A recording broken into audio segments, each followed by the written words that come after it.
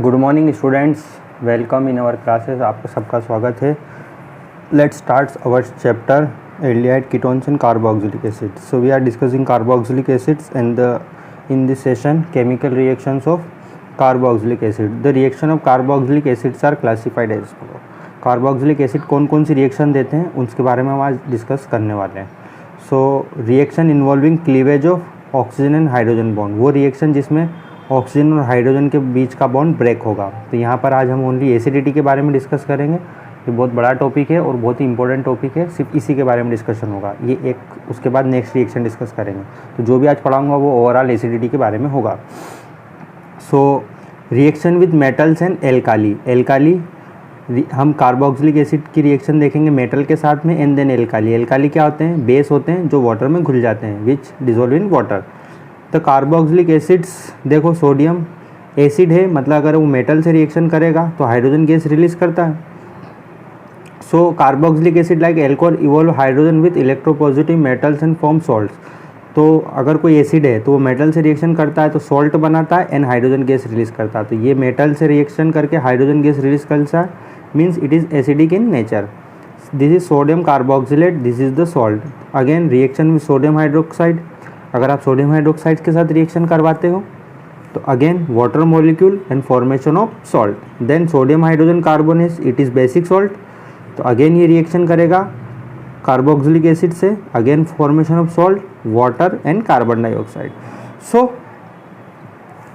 This reaction is used to detect the presence of carboxyl group in an organic compound. ये जो reaction है ये carboxyl group को detect करने के लिए ऑर्गेनिक कंपाउंड में पता लगाने के लिए यूज़ में आती है। So see this, carboxylic acids dissolve in water to give resonance stabilize carboxylate anion and hydronium ion. जब आप when you dissolve carboxylic acids in water, ये कार्बोक्सिलिक एसिड्स है, इसको आपने वाटर में डिजोल्व करा तो आपको एक तो ये हाइड्रोनियम आयन देगा, this is hydronium ion, and second one is carboxylate anion. ये दो चीज़ें आपको देगा। दिस इज कार्बोक्सिलेट एनायन, ये यहाँ से ऑक्सीजन और हाइड्रोजन के बीच का बॉन्ड ब्रेक होगा तो ये H+ चला जाएगा और इस ऑक्सीजन के ऊपर नेगेटिव चार्ज आ जाएगा, ये नेगेटिव चार्ज। देन इसमें रेजोनेंस होगा, ये दो इलेक्ट्रॉन इस कार्बन यहाँ पे इस बॉन्ड के पास शिफ्ट करेंगे, यहाँ डबल बॉन्ड बन जाएगा। एंड ये जो डबल बॉन्ड वाला इलेक्ट्रॉन है ये इस ऑक्सीजन के ऊपर नेगेटिव चार्ज आएगा, तो यहाँ नेगेटिव चार्ज और यहाँ डबल बॉन्ड। अगेन ये इलेक्ट्रॉन इस तरफ शिफ्ट और ये दो इलेक्ट्रॉन इस ऑक्सीजन के पास। And this is resonance hybrid, जहाँ जहाँ इलेक्ट्रॉन मूव करते हैं वहाँ वहाँ हम डॉट लगाते हैं एंड दिस नेगेटिव चार्ज। तो ये रेजोनेंस स्टेबलाइज्ड है। ओके, नेक्स्ट है हम एसिडिटी के बारे में डिस्कस कर रहे हैं। तो एसिडिटी के बारे में जब डिस्कस करते हैं तो एसिड स्ट्रॉन्ग है या वीक, इसका पता हम कैसे लगाएं? तो अगर एसिड देखो एसिड स्ट्रॉन्ग है या वीक, इसका पता लगाने के लिए हम इक्विलिब्रियम कांस्टेंट का वैल्यू का सहारा लेते हैं। देखो RCOH प्लस वाटर, ये वाटर में डिजोल्व करा तो ये आपको कार्बोक्सिलेट एनायन देगा एंड देन हाइड्रोनियम आयन। सो हम इसका इक्विलिब्रियम कांस्टेंट लिखेंगे, इन दोनों को हम इस तरह लिखेंगे, hydronium ion then carboxylate anion, and इन दोनों को हम इस तरह लिखेंगे water and RCOH। This is equilibrium constant. ये वाटर एक्सेस में होता है तो हम इसको एक्सेस वाली चीज़ को इस इक्विलिब्रियम कांस्टेंट के साथ लिख देंगे, इसको लिखने की जरूरत नहीं है। जो लिक्विड है this is hydronium ion concentration, this is acetate and this is final. So equilibrium constant and K is the dissociation constant. तो अब हम एसिड स्ट्रॉन्ग है या वीक है इसका पता लगाने के लिए हम क्या करते हैं? जनरली हम pK वैल्यू का यूज़ करते हैं। pK फॉर्मूला क्या होता है? pK is equal to minus log of K। मतलब means if acid is strong और वीक, अगर वो स्ट्रॉन्ग है या वीक इसका पता हम pK वैल्यू से लगाते हैं। अब देखो pK वैल्यू कितनी होती है? अगर pK वैल्यू कम है मतलब वो एसिड स्ट्रॉन्ग है, pK वैल्यू ज़्यादा है मतलब वो एसिड वीक है। तो देखो pK वैल्यू हाइड्रोक्लोरिक एसिड की कितनी होती है? दिस इज मिनरल एसिड, ये मिनरल एसिड होता है HCl, इसकी वैल्यू होती है -7 मतलब बहुत छोटी वैल्यू है, छोटी value means stronger acid. Whereas pK of trifluoroacetic acid, trifluoroacetic acid क्या होता है? सबसे स्ट्रॉन्गेस्ट कार्बोक्सिलिक एसिड होता है। उसके बाद benzoic acid and acetic acid. देखो ट्राइफ्लोरोएसिटिक एसिड की value 0.23, benzoic acid 4.19 and acetic acid 4.76। तो मैंने बताया जितनी छोटी pK वैल्यू होगी उतना स्ट्रॉन्गर एसिड होगा। तो smaller the pK stronger the acid, the better it is a proton donor. Acid क्या होते हैं? प्रोटॉन डोनर होते हैं। सो स्ट्रॉन्ग एसिड है pK वैल्यू लेस देन 1, जो अगर एसिड स्ट्रॉन्ग है तो उसकी pK वैल्यू लेस देन 1 होगी। The acid with pK value between 1 and 5, अगर एसिड की पीके वैल्यू 1 और 5 के बीच में है तो मॉडरेटली स्ट्रॉन्गर एसिड होगा। वीक एसिड्स है पीके वैल्यू बिटवीन 5 एंड 15। अगर कमज़ोर एसिड होता है तो उसकी पीके वैल्यू मॉडरेटली स्ट्रॉन्गर और वीक एसिड इनकी वैल्यू कितनी 15 और 5 और 15 के बीच में होती है। वीक एसिड है तो 5 और 15 के बीच में उसकी पीके वैल्यू होगी, एंड एक्सट्रीमली बहुत ही कमज़ोर एसिड है तो ग्रेटर देन 15 होगी। ठीक है, so carboxylic acids are weaker than mineral acid. Carboxylic acids जो होते हैं वीक एसिड होते हैं मिनरल एसिड से, but they are stronger acid than alcohol. ये मिनरल एसिड से तो वीक होते हैं, बट एल्कोहल से और फिनॉल से, इन दोनों से स्ट्रॉन्ग एसिड होते हैं। क्यों? In fact carboxylic acids are amongst the most acidic organic compound you have studied so far. आपने जितने भी एसिड पढ़े उन सब में स्ट्रॉन्गर एसिड होता है आपका कार्बोक्सिलिक एसिड्स। सो क्यों होता है? फिनॉल और कार्बोक्सिलिक एसिड का कंपैरिजन करते हैं। फिनॉल से ज़्यादा कार्बोक्सिलिक एसिड क्यों है स्ट्रॉन्ग, इसका रीज़न पता करते हैं। Let's see. देखो ये है फिनॉल, जब एसिड होता है तो H+ डोनेट करता है, तो H+ डोनेट करेगा ये H+ और ये कन्वर्ट हो जाएगा फिनॉक्साइड आयन में। यहाँ पे ऑक्सीजन के ऊपर नेगेटिव चार्ज, इसको बोलते हैं फिनॉक्साइड आयन। तो एसिड से बनता है कॉन्जुगेट बेस। तो ये जो कॉन्जुगेट बेस है, ये जो फिनॉक्साइड आयन है, ये जितना स्टेबल होगा एसिड उतना ही स्ट्रॉन्गर होगा। मतलब ये जो कॉन्जुगेट बेस जितना ज़्यादा स्ट्रॉन्ग होता है एसिड उतना ही ज़्यादा स्ट्रॉन्ग होगा। ये जितना ज़्यादा स्टेबल होगा कॉन्जुगेट बेस, एसिड उतना ही स्ट्रॉन्ग होगा। ये पॉइंट दिमाग में बिठा लो। अब ये स्टेबल कैसे है? So this phenoxide ion is stabilized by resonance. ये जो फिनॉक्साइड आयन है it is stabilized by resonance. Resonance की वजह से ये स्टेबल है। तो ये आप रेजोनेंस देखो इसका, ये पहले भी हम देख चुके हैं एल्कोहल फिनॉल वाले में। सी दिस, यहाँ पर ऑक्सीजन के ऊपर नेगेटिव चार्ज है, एक बार फिर रेजोनेंस होगा तो यहाँ नेगेटिव चार्ज आएगा, ये नेगेटिव चार्ज, देन फिर यहाँ इस पोजीशन पे, देन दिस पोजीशन। तो नेगेटिव चार्ज देखो एक बार ऑक्सीजन के ऊपर है, फिर इधर कार्बन के ऊपर है, यहाँ कार्बन के ऊपर है, यहाँ कार्बन के ऊपर है। तो यहाँ पे ये इसके 5 रेजोनेटिंग स्ट्रक्चर बनेंगे। तो इन रेजोनेंस की वजह से ये जो कॉन्जुगेट बेस है ये स्टेबल होगा। कॉन्जुगेट बेस स्टेबल है मतलब वो एसिड स्ट्रॉन्ग है। ठीक है, सो अब यहाँ पर आप देखो, अब हम कार्बोक्सिलेट एनायन की स्टेबिलिटी देखते हैं। दिस इज एसिड, एसिड है मतलब H+ डोनेट कर देगा, H+ डोनेट करके कार्बोक्सिलेट आयन बनाएगा, एंड दिस कार्बोक्सिलेट आयन ये जो इसको ये है कॉन्जुगेट बेस। तो कॉन्जुगेट बेस की स्टेबिलिटी चेक करते हैं। तो यहाँ पर देखो ये कॉन्जुगेट बेस है, ये रेजोनेंस होगा, ये 2 इलेक्ट्रॉन इस तरफ शिफ्ट करेंगे, ये नेगेटिव चार्ज आएगा तो, और ये 2 इलेक्ट्रॉन दिस टाइप शिफ्ट होंगे, फिर ये वापस अगेन यहाँ पे इस तरफ शिफ्ट होंगे और ये 2 इलेक्ट्रॉन इस तरह से रेजोनेंस चलता रहेगा।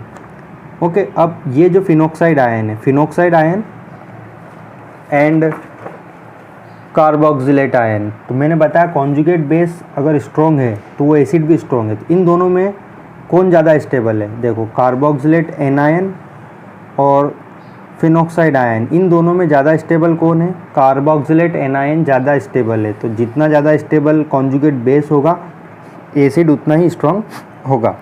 ओके, सो हियर इन दोनों का कंपैरिजन करें फिनॉक्साइड आयन और कार्बोक्सिलेट एनायन का, तो यहाँ पर ये जो कार्बोक्सिलेट एनायन है it will be more stable, and if it is more stable then our carboxylic acid will be more stronger acid. So here carboxylic acid will be more stronger acid as compared to phenol. अब carboxylate anion और phenoxide ion इन दोनों में ये ज़्यादा stable क्यों है, इसका reason हमको समझना है।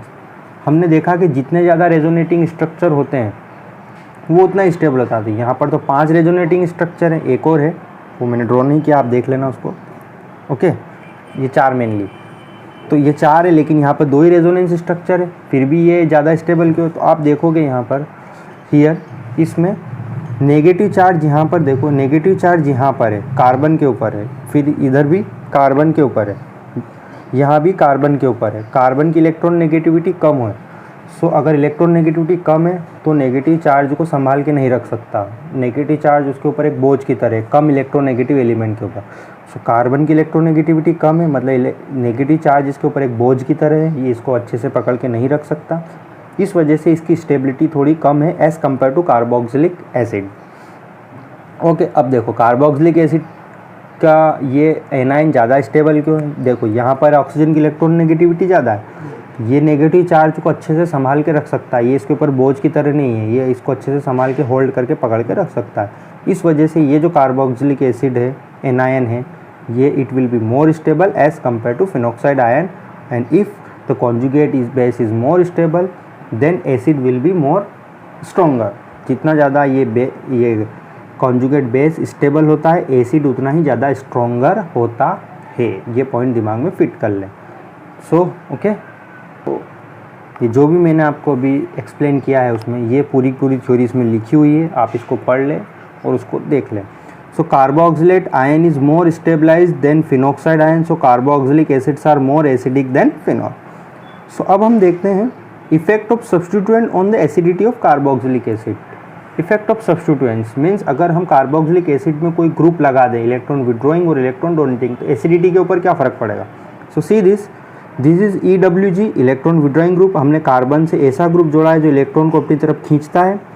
So electron withdrawing group stabilize the carboxylate anion. मैंने बताया कार्बोक्सिलेट एनायन जितना स्टेबल होता है एसिड उतना स्ट्रॉन्ग होगा। तो इलेक्ट्रॉन विड्रॉइंग ग्रुप की वजह से ये कार्बोक्सिलेट एनायन ज़्यादा स्टेबल होगा और एसिड ज़्यादा स्ट्रॉन्गर होगा, इसकी एसिड की स्ट्रेंथ बढ़ जाएगी क्योंकि इलेक्ट्रॉन को खींच लेगा ना। मैंने बताया ये नेगेटिव चार्ज जितना ज़्यादा अच्छे से पकड़ के रख सकेंगे, जितना ज़्यादा फैलेगा दूसरे एटम्स के पास में जाएगा, वो उतना ही ज़्यादा स्टेबल होगा, है ना। उसी तरीके से इलेक्ट्रॉन डोनेटिंग ग्रुप, इसको हम बोलते हैं EWG शॉर्टकट में। तो इलेक्ट्रॉन डोनेटिंग ग्रुप डीस्टेबलाइज, इसकी स्टेबिलिटी को कम करेंगे। इलेक्ट्रॉन यहाँ पर ऑलरेडी नेगेटिव चार्ज एक बोझ की तरह काम करता और इलेक्ट्रॉन आ रहे हैं, मतलब इसकी ये डिस्टेबल हो रहा है। So electron donating group EWG destabilise the carboxylate anion and weakens the acid, और एसिड और वीक हो जाएगा। Okay, so electron withdrawing group stable the carboxylate anion and strengthen the acid, and electron donating group destabilize the carboxylate anion and weakens the acid. Okay, अब कौन कौन से group हैं जो जिसकी वजह से एसिडिटी, किस ग्रुप में एसिडिटी ज़्यादा होगी, किस ग्रुप में एसिडिटी कम होगी, उसका ऑर्डर आपको पहचानना है। तो देखो, ये देखो CF3, अगर आपने कार्बोक्सिलिक एसिड के साथ में CF3 लगाया तो ये सबसे स्ट्रोंगर इलेक्ट्रॉन विड्रॉइंग होता है, और स्ट्रोंगर इलेक्ट्रॉन विड्रॉइंग होगा मतलब ये एसिड को ज़्यादा स्ट्रॉन्ग बनाएगा, इसको एनायन को स्टेबल करेगा। तो this is the order CF3 the strongest electron withdrawing group, then NO2, then CN, fluorine, chlorine, bromine, iodine and this phenyl group, PH for phenyl. So ये ऑर्डर आपको दे रखा है, this order it is most important, बहुत ही important है। ये acidity से रिलेटेड एक नया क्वेश्चन एग्जाम में आएगा। सो देखो, the following acids are arrange in order of increasing acidity based on pK value.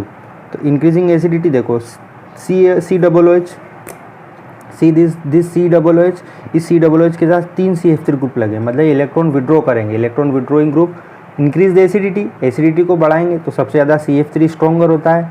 Then CCl3, then CHCl2, दो क्लोरीन ग्रुप ज़्यादा स्ट्रॉन्गर होंगे एज़ कम्पेयर टू एक सिंगल NO2 ग्रुप से, ठीक है। देन NO2 ग्रुप से कमज़ोर कौन सा होता है, CN ग्रुप, मतलब ये सबसे स्ट्रॉन्ग एसिड है, फिर उससे थोड़ा वीक, फिर थोड़ा वीक, फिर थोड़ा वीक, फिर साइनाइड, उसके बाद COOH एंड देन फ्लोरीन। देखो COOH, this COOH and F, ये जो कार्बोनाइल ग्रुप है, और इस फ्लोरीन, इनके बीच में CH2 है। तो जब कार्बन और फ्लोरीन के बीच में ये ग्रुप आ गया, मतलब डिस्टेंस बढ़ के, डिस्टेंस बढ़ने से एसिडिक स्ट्रेंथ कमज़ोर होगी, इलेक्ट्रॉन विड्रॉइंग ग्रुप कमज़ोर हो जाता है, उसका इंडक्टिव इफेक्ट कम लगता है। तो फ्लोरीन तो स्ट्रॉन्गर है ही सही, फिर उससे कमज़ोर थोड़ा क्लोरीन होता है, क्लोरीन CH2, क्लोरीन और CO के बीच में ये CH2 है, मतलब ये थोड़ा वीक है। फिर ब्रोमीन तो और कमज़ोर रहेगा, इसकी एसिडिटी कम होगी। देन फॉर्मिक एसिड, देखो अब पहले एक CH2 ग्रुप था, अब 2 CH2 ग्रुप की वजह से ये और वीक हो जाएगा, एसिडिक स्ट्रेंथ कम होती जा रही है। देन क्लोरीन से के कंपैरिजन में फिनाइल और कमज़ोर होता है, फिनाइल ग्रुप का इलेक्ट्रॉन विड्रॉइंग ग्रुप और वीक होता है। देन फिनाइल और COOH के ग्रुप के बीच में अगर एक CH2 आ गया तो ये और वीक रहेगा, ठीक है। देन एसिटिक एसिड, यहाँ पर कोई इलेक्ट्रॉन विड्रॉइंग ग्रुप नहीं लगा, even it is a electron donating group, CH3 group it is a electron donating group. ये इलेक्ट्रॉन डोनेट करेगा मतलब एनायन कार्बोक्सिलेट एनायन को डिस्टेबल करेगा और एसिड को कमज़ोर करेगा, ठीक है। ये मिथाइल ग्रुप है, इथाइल ग्रुप और भी इलेक्ट्रॉन डोनेटिंग ग्रुप होता है, तो ये सबसे वीकर एसिड कहलाएगा। ये ऑर्डर बहुत ही इंपॉर्टेंट है, ये आपको याद रखना है। There is one question will be asked in your question related to acidity. अब एसिडिटी के बारे में और बात करते हैं। अब देखो, direct attachment of group such as phenyl और विनाइल, अगर आपने फिनाइल ग्रुप लगाया और विनाइल ग्रुप कार्बोक्सिलिक एसिड से, increase the acidity of corresponding carboxylic acid, carboxylic acid की एसिडिटी को बढ़ाएगा, contrary to the decrease expected due to resonance effect shown below. देखो this is vinyl group CH2, this is vinyl group, यहाँ पे resonance होगा, ये 2 electron इस तरफ शिफ्ट होंगे और ये कार्बन ऑक्सीजन के 2 इलेक्ट्रॉन ऑक्सीजन, यहाँ पे नेगेटिव चार्ज, यहाँ पे डबल बॉन्ड, यहाँ double bond, here negative charge, again ये यहाँ पे मूव करेंगे और ये 2 इलेक्ट्रॉन वापस इधर आ जाएंगे। ये 2 रेजोनेंसिंग स्ट्रक्चर है। अब देखो ये single bond, double bond and triple bond. Triple bond की इलेक्ट्रॉन नेगेटिविटी सबसे ज़्यादा आती है, ये होगा आपका sp3, this is sp2 and this is sp वाले की इलेक्ट्रॉन नेगेटिविटी सबसे ज़्यादा आती है। मैंने बताया इलेक्ट्रॉन नेगेटिविटी ज़्यादा होगी तो नेगेटिव चार्ज को अपने पास में ज़्यादा अच्छे से होल्ड करके रखेगा। तो ये कार्बन जो है ये कैसा है, sp2 हाइब्रिडाइज्ड है, मतलब इसकी इलेक्ट्रॉन नेगेटिविटी ज़्यादा है। सो जिसकी वजह से कार्बोनाइल है। The presence of electron withdrawing group in the phenyl of aromatic cast acidic strength. अब ये एक और, ये 3 का कंपैरिजन देखो, सी दिस हियर, ये है दिस इज बेंजोइक एसिड, यहाँ पर एक सब्स्टिट्यूएंट लगा है OCH3, OCH3 electron donating group लगा है, इलेक्ट्रॉन, ये इलेक्ट्रॉन को डोनेट करेगा इस तरफ, electron donating group acidic strength को कम करते हैं। हियर सिंपली बेंजोइक एसिड, यहाँ पर कोई भी ग्रुप नहीं लगा है, तो ये स्ट्रॉन्ग होगा इसके मुकाबले। देखो इसकी pK वैल्यू कितनी 4.46, इसकी pK वैल्यू 4.19, जितना pK वैल्यू अगर स्मॉलर है तो एसिड स्ट्रॉन्गर है। अब देखो इस बेंजोइक एसिड में पैरा पोजीशन पे NO2 ग्रुप लगा है, NO2 ग्रुप के साथ है electron withdrawing group, electron withdrawing group increase the acidity. So electron withdrawing group है, इलेक्ट्रॉन को विड्रॉ करेगा, खींचेगा, तो इसकी pK वैल्यू कितनी आ रही है 3.41, मतलब smaller the pK stronger the acid, pK value कम है मतलब ये एक स्ट्रॉन्गर एसिड है। तो electron withdrawing group increase the acidity and electron donating group decrease the acidity because carboxylate anion will be stabilized by electron withdrawing group and carboxylate anion destabilized by electron donating group। electron withdrawing group उसको stable बनाएंगे anion को और electron donating group उसको डिस्टेबल बनाएंगे, जिसकी वजह से acid की कौन सा एसिड स्ट्रॉन्ग होगा कौन सा कमज़ोर होगा, ये आपसे सीरियल ऑर्डर पूछा जाता है या रीज़न पूछे जाएंगे। तो आप इस पूरी के पूरी whole the theory will be revised, पूरी थ्योरी को अच्छे से पढ़ें, समझने की कोशिश करें। पूरी थ्योरी इसमें आप में दी है, सिर्फ मैंने आज एक ही टॉपिक पढ़ा है, it is acidity of carboxylic acid. So इसको रिवाइज करें and next session we will end of this lesson, अगले लेसन में हम इसको ख़त्म कर देंगे। ओके, आज के लिए इतना ही। So bye bye, thank you very much.